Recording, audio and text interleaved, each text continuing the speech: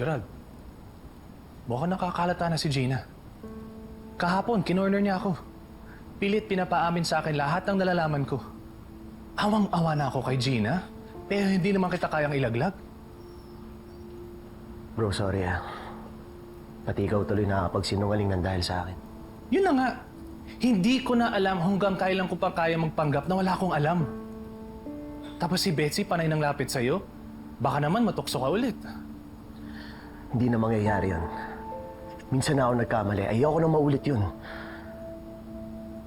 Ayaw mo na ba talaga? O baka nagpapalamig lang kayo ni Betsy dahil nabisto na kayo? Tapos kung hindi na ako nakabantay, itutuloy niyo naman ang pangangaliwa niyo. Hindi, bro. Nung nahuli mo kami, yun yung naging wake-up call ko.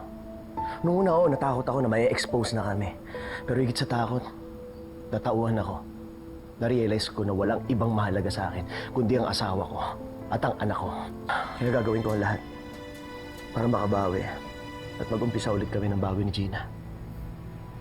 Kung ganun, hindi lang sapat na iniwasan mo si Betsy. Dapat linawin mo sa kanya kung ano meron kayo.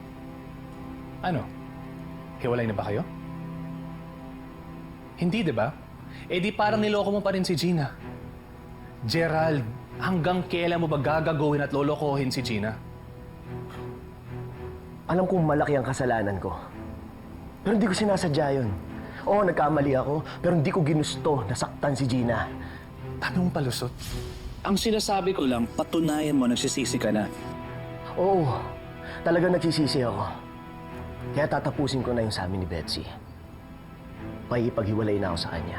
At aaminin ko na sa asawa ko lahat ng pagkakamali ko. Lahat ng kasalanan ko.